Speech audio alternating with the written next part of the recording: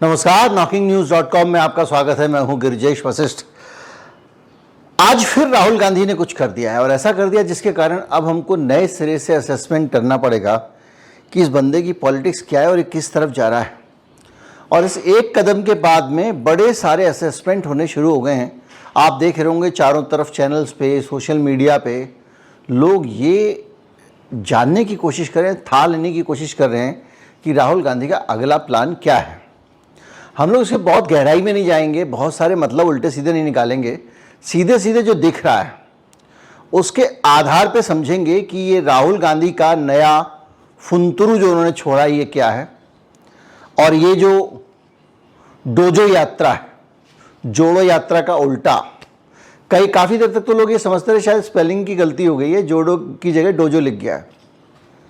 वो क्या है? और राहुल गांधी ने लिखा है डोजो यात्रा कमिंग सून। सिर्फ एक लाइन लिखी है एक वीडियो के साथ में, जिस वीडियो में वो अपनी मार्शल आर्ट परफॉर्म कर रहे हैं, बच्चों को सिखा रहे हैं। और उस बीच में सबसे बाद में वो विश्व खेल दिवस पे जो जारी किया है वीडियो उन्होंने, उसमें उन्होंने लिख दिया बस। अब इसके साथ ही एक असेसमेंट शुरू होता है। ये असेसमेंट क्या कहता है और इसके साथ साथ अभी हाल के पॉलिटिकल जो डेवलपमेंट हैं, हाल के घटनाक्रम हैं और इससे किस तरह से राहुल गांधी की राजनीति किस दिशा में जा रही है, इसको हम समझने की कोशिश करेंगे। कहीं मत जाइए, चैनल को सब्सक्राइब कर लीजिए। मैं भी हाजिर होता हूँ।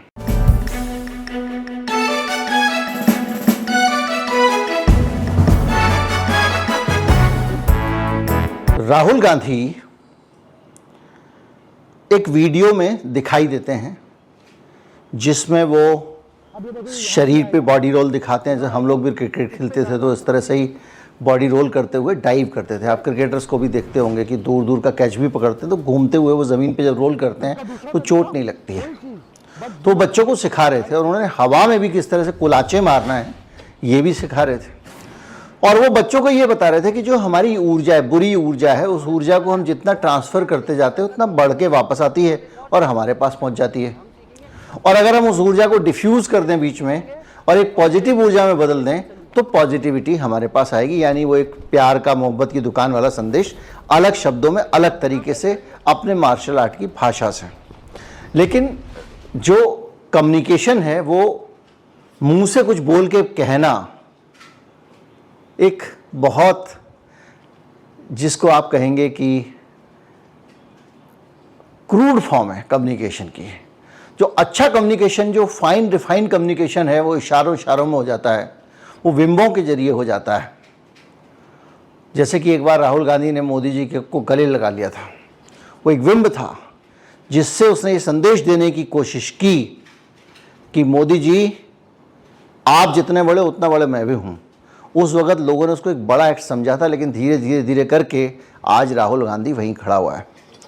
राहुल गांधी वो आदमी है जिस आदमी ने एक बदलाव बड़ा दिखाया कांग्रेस पार्टी के अंदर। और वो बदलाव ये था कि जो लोग कुछ समय पहले तक ये कहते थे कि कांग्रेस पार्टी के रास्ते में अगर कोई सबसे बड़ी अड़चन है तो गांधी परिवार है, जिस दिन गांधी परिवार ख़त्म हो जाएगा, हट जाएगा रास्ते से, कांग्रेस पार्टी फिर से रिवाइव कर जाएगी, ये धारणा इस देश में लगातार फैलाई जा रही थी। लोग ज़्यादातर सोशल मीडिया पे पूछते थे कि कांग्रेस में अगर ये गांधी परिवार नहीं रहेगा तो क्या कांग्रेस चलेगी नहीं। और ये एक नैरेटिव जो है वो सेट किया जा रहा था। राहुल गांधी ने उस नैरेटिव को तोड़ दिया और आज जो स्थिति है उसमें लोग ये कहते हैं कि अगर राहुल गांधी नहीं होगा तो कांग्रेस पार्टी कैसे चलेगी, राहुल गांधी अगर नहीं होगा तो ये कैसे चलाएंगे। ये सवाल होना खड़ा हो गया है कि राहुल गांधी आज कांग्रेस की धुरी बन गया है, तो ये बदला कैसे। ये जो बदलाव आया है ये एक स्ट्रेटजी से आया है, एक रणनीति से आया है। तो पहले हम ये जो डोजो यात्रा वाली वीडियो आई है उसका जो संदेश है वो क्या है। देखिए, 4 राज्यों में चुनाव आने वाले हैं, झारखंड, हरियाणा, महाराष्ट्र और जम्मू एंड कश्मीर। अब इन राज्यों का एक प्रोफाइलिंग करिए आप, तो आप देखेंगे कि तेजी से झारखंड अपना यूथ और अपने स्पोर्ट्समैन के कारण पहचाना जा रहा है। हरियाणा का खेल का कैरेक्टर, वहाँ लंबे समय से, हवा सिंह के ज़माने से जब बॉक्सिंग होता था और तमाम तरह से खिलाड़ी निकलते चले आ रहे हैं। कुश्ती में हरियाणा ने एक नए कीर्तिमान स्थापित किए, इस देश को असंख्य खिलाड़ी दिए। बावजूद इसके कि एक बड़ा बजट खेल का दूसरे राज्यों में खर्च हो रहा है, गुजरात में हो रहा है, उत्तर प्रदेश में हो रहा है, हम उसकी बात नहीं करेंगे। लेकिन हरियाणा ने जो स्पोर्ट्स हैं, और ख़ास तौर पे इस तरह के स्पोर्ट्स जो कुश्ती और दूसरी चीज़ों वाले हैं जो मैट पे खेले जाते हैं, उसमें एक अपनी अलग पहचान बनाई है। और जब कोई राज्य अलग पहचान बनाता है और वहाँ से खिलाड़ी निकलते हैं, इसका मतलब ये है कि उस राज्य के जो नौजवान हैं, जो उसमें रहने वाले युवा हैं, वो लोग उस खास तरह की सोच के लोग हैं, उस फितरत के लोग हैं, उनको वो खेल खेलने अच्छे लगते हैं, वो मैट पे खेले जाने वाले खेलों से प्रभावित होते हैं और वहाँ के लोग पहलवानों से इंस्पायर करते हैं, खिलाड़ियों से इंस्पायर करते हैं। ये चीज़ हमने देखी है। अब अगर ये जो अपने मार्शल आर्ट का परफॉर्मेंस दे रहे हैं, मैट पे बता रहे हैं, वो बता रहे हैं किस तरह से चला जा सकता है, वियर वॉक, ये वो तमाम स्पाइडर वॉक, तमाम तरह की जो एक्सरसाइज होती हैं वो दिखा रहे हैं, तो वो जो यूथ है, इन राज्यों का यूथ खास तौर पे जो बहुत पसंद करता है स्पोर्ट को, वो इस चीज़ से जुड़ रहा है, इस खेल से जुड़ रहा है और इस खेल से अपने आप को कनेक्ट करता है, पहली चीज़। दूसरी चीज़ कि भारत में जो युवाओं की स्थिति है, भारत का युवा काफ़ी हद तक आज की तारीख में फिटनेस फ्रीक है। इस बात को आप माने या ना माने, याद कीजिए एक फिटनेस चैलेंज आया था पिछले दिनों, तो मोदी जी गोल चट्टान पे लेट के मोदी जी ने फ़ोटो खिंचाया था, अपने घर में वॉक करते हुए एक बड़ा सा डंडा लेके ऐसे करके वॉक कर रहे थे, वो सब फ़ोटो उन्होंने खिंचाए थे। कहाँ से शुरू हुआ था? पुशअप्स के चैलेंज हो रहे थे, इसके हो रहे थे, उसके हो रहे थे। आज का युवा और जब 10 साल पहले मोदी जी सरकार में आए थे तब का युवा में ज़मीन आसमान का अंतर है। तब हर गली गली, मोहल्ले मोहल्ले में एक एक जिम नहीं होता था। आज हर नौजवान जो बड़ा हो रहा है या आगे थोड़ा सा जो ग्रोन अप है, वो अपने आप को फिट रखना चाहता है, फिट देखना चाहता है, और उसको बड़ा शौक़ है कि उसके भी यहाँ पे जो है 16 इंची हो, उसके भी ज़रा कंधे बढ़िया ब्रॉड हों, एकदम चेस्ट वेस्ट अच्छा हो, थाइज़ अच्छी हों। उसकी कोशिश होती है कि उसके बाइसेप्स, ट्राइसेप्स निकल आएँ, क्वाड्रिसेप्स निकल आएँ, वो उसमें लगा। तो कुल मिला के एक फिटनेस का एटमॉस्फेयर है। अगर वो नहीं है तो आप सुबह सुबह बच्चों को दौड़ते हुए मिलेंगे, कुछ बच्चे हाई जंप, लॉन्ग जंप लगाते हुए मिलेंगे पार्क्स में। तो एक पूरे देश में एक फिटनेस का एटमॉस्फेयर है। राहुल गांधी के इस वीडियो से वो एक मैसेज ये दे रहा है कि I am a fit person, और मैं एक फिट आदमी हूँ, नौजवान हूँ। तो जो लोग फिटनेस पसंद करते हैं वो फिटनेस वाले लोगों को एडमायर भी करते हैं। एक फिल्म आई थी, याद कीजिए, जिसमें बॉक्सर बनी थी ये प्रियंका चोपड़ा। उस फिल्म में प्रियंका चोपड़ा एक एक्सरसाइज करती है जिसको कहते हैं ह्यूमन फ्लैग। उसमें एक डंडा होता है, खड़ा हुआ पोल है, उसको 2 हाथों से पकड़कर आप झंडे की तरह की आकृति बनाते हैं। उस ह्यूमन फ्लैग को देखकर कितने लोगों ने इंस्पायर किया कि हम अपने अंदर वो स्ट्रेंथ लाएंगे कि हम ह्यूमन फ्लैग बना के दिखा सकें। इसी तरह से हमने मिल्खा सिंह के मामले में देखा। तो जो नौजवान है वो उन लोगों से रिश्ते जोड़ता है, मानसिक रिश्ते, उनसे कनेक्ट करता है, उनको पसंद करता है जो फिट लोग हैं। राहुल गांधी 55 साल के करीब उम्र होने वाली है। 5 साल बाद अगर वो किसी नौकरी वोकरी में होते तो रिटायर हो जाते हैं। लेकिन वो अपने जिस तरह की फिटनेस का प्रदर्शन कर रहा है उससे नौजवान पक्का और पक्के से भी ज़्यादा पक्का कनेक्ट करेगा, वो उससे जुड़ाव महसूस करेगा, बावजूद इसके वो तमाम सारा जो हिंदू मुसलमान वाली चीज़ें हैं। तो ये किस तरह की सोशल इंजीनियरिंग हुई, ये वो है जो हिंदुस्तान में 65% 35 साल से ज़्यादा उम्र वाले नौजवान हैं, 35 साल से कम उम्र वाले नौजवान हैं, 65% उनको कनेक्ट करता है। जो 50% आबादी 25 साल से छोटी है उनको कनेक्ट करता है। भारत युवाओं का देश है, और जब वो युवाओं को कनेक्ट करता है, बार बार आपने देखा होगा कि जब भारत जोड़ो यात्रा थी तो पुशअप्स लगा रहा है। उससे पहले एक जगह नहाने का विजुअल आया था, तो उसकी एक black T shirt Rahul Gandhi ने पहनी हुई है, उस ब्लैक टी शर्ट्स के अंदर से उसके 6 पैक्स एब्स दिख रहे हैं, ताकि लोग ये नौजवान कहे वाह ये फिट बंदा है, हमारे बीच का बंदा है। वाह, अभी तक लोगों ने सलमान खान, शाहरुख खान, आमिर खान को तो देखा है भाई पैक्स बनाते हुए, या जॉन अब्राहम को देखा है, लेकिन ये जब एक पॉलिटिशियन करता है तो एक यूथ को वो अच्छे से एड्रेस कर रहा है, तो वो नौजवानों के साथ में कनेक्ट बना रहा है।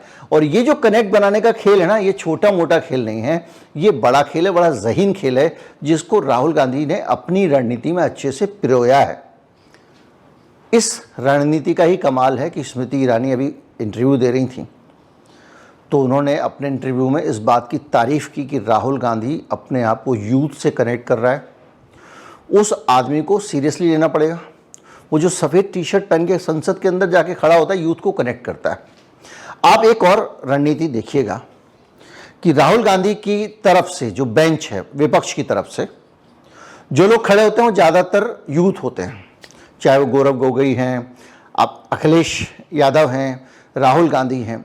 और दूसरी तरफ जो सामने वाला वो है, उसमें कौन है? राजनाथ सिंह हैं, अमित शाह हैं, मोदी जी हैं। यानी कई 15-20 साल का एक उम्र का अंतर दिखाई देता है। और जो वहाँ से युवा हैं बोलने वाले, उन युवाओं में भी जो निशिकांत हैं, और उस सबसे ज़्यादा ये जो आपके हिमाचल वाले हैं, अनुराग ठाकुर, इनका जो स्टाइल है, इनका जो एरोगेंस है, वो एक लेवल पे जाके थोड़ा सा यूथ को पसंद नहीं आता। यूथ को एरोगेंट आदमी पसंद नहीं आता, यूथ को हेकड़ आदमी पसंद नहीं आता। यूथ को वो आदमी पसंद आता है जो हेकड़ के सामने सीना तान के खड़ा हो जाए कि बिगाड़ के दिखा, मेरा क्या बिगाड़ेगा। राहुल गांधी उस तरह की इमेज अपनी बना रहे हैं।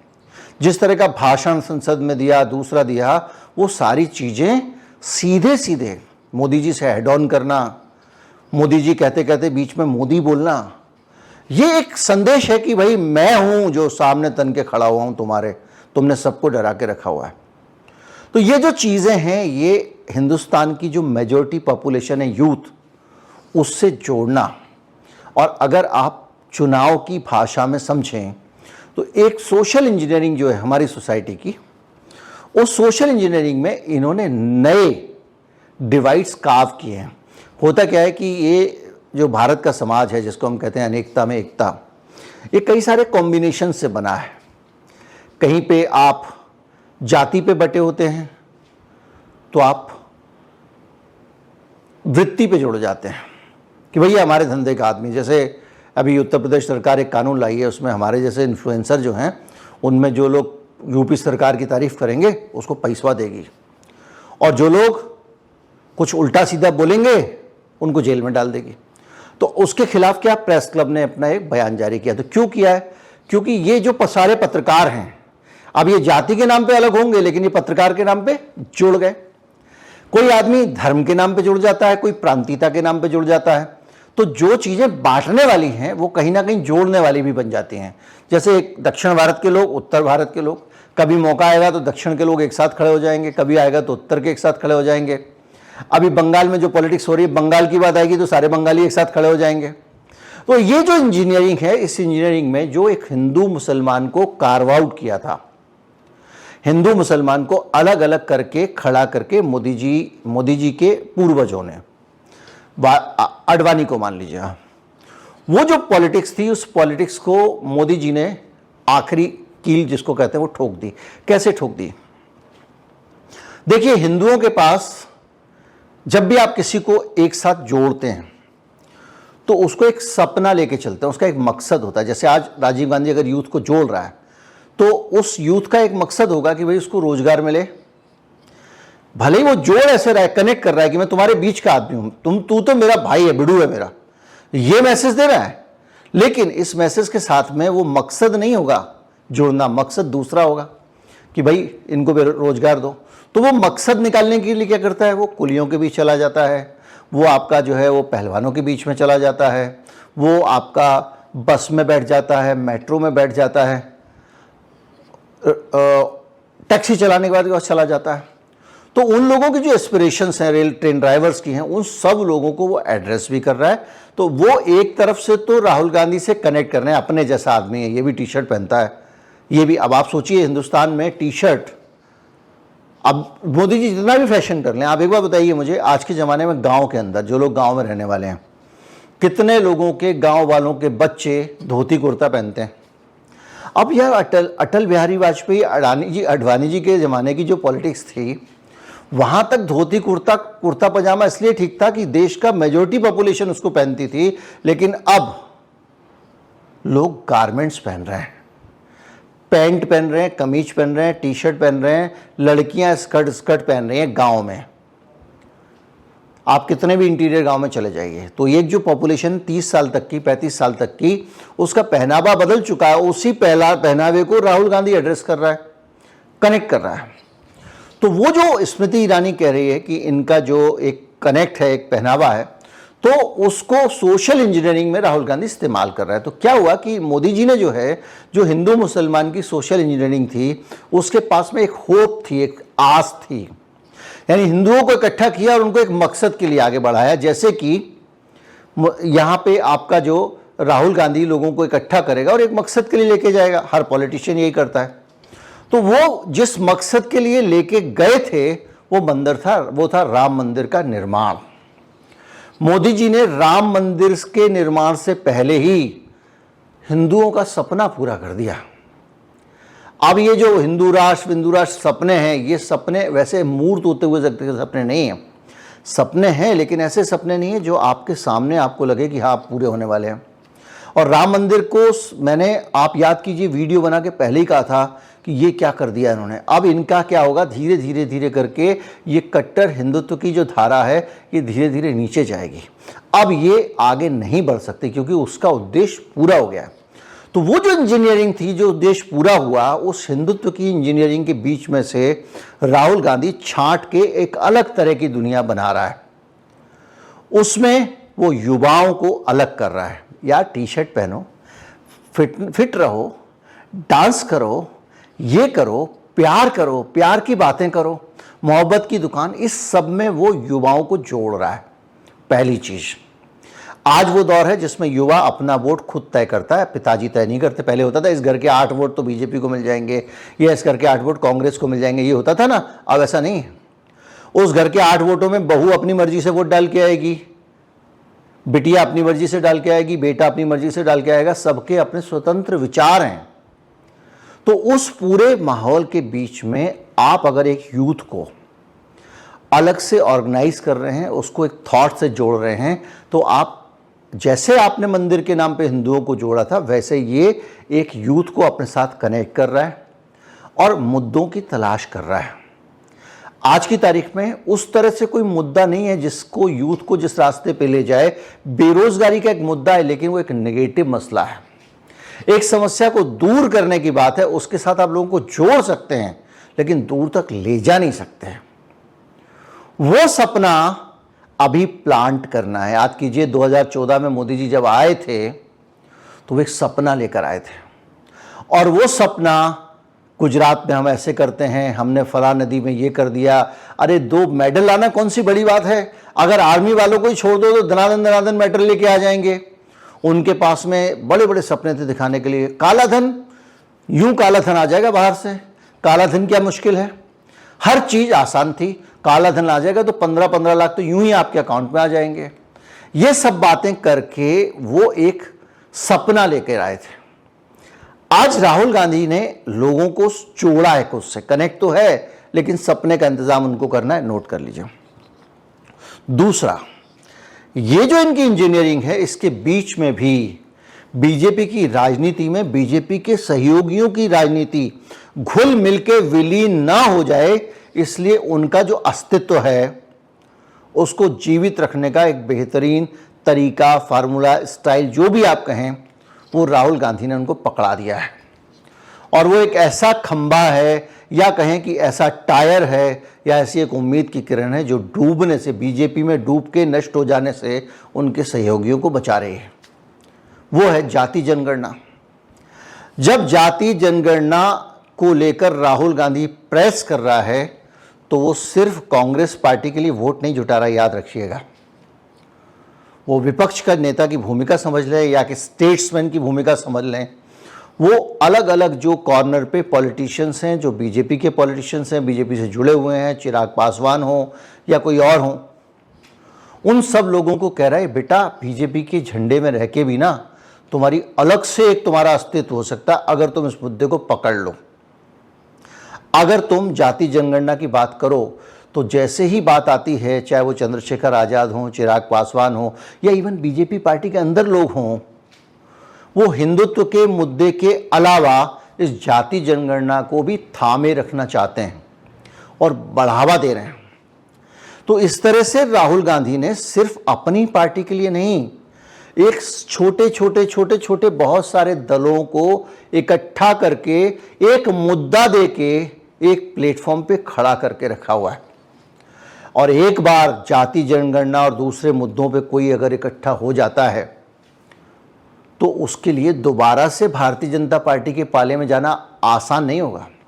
अगर वो विपक्ष की राजनीति में है तो वहाँ से निकल के वो अगर जाना चाहे अचानक और जाति जनगणना को छोड़ दे तो आसान नहीं होगा। राफेल वगैरह के सौदे को लेकर भी अंदर अंदर सुगबुगाहट चल रही है। तो चीज़ें जो है बहुत अलग तरह से हो रही हैं। मोदी सरकार भी अब खुल के नहीं खेल पाएगी क्योंकि अब बहुत सारी चीज़ें हो गई हैं। ईडी वाले मामले में भी सुप्रीम कोर्ट की जो टिप्पणी आई है उसके बाद में अब ईडी भी उस तरह से अंधाधुंध किसी को गिरफ्तार नहीं कर पाएगी। चीज़ें बदल रही हैं। उम्मीद करता हूँ वीडियो आपको अच्छा लगा होगा। अच्छा लगा हो तो ज़्यादा से ज़्यादा लोगों तक पहुँचाएँ। चैनल को सब्सक्राइब कर लें। नमस्कार, जय हिंद। ईडी वाले पे मैं कोशिश करूँगा कि जो सुप्रीम कोर्ट का ऑब्जर्वेशन है उस पर एक अलग से वीडियो आपको बना के दूँ। नमस्कार।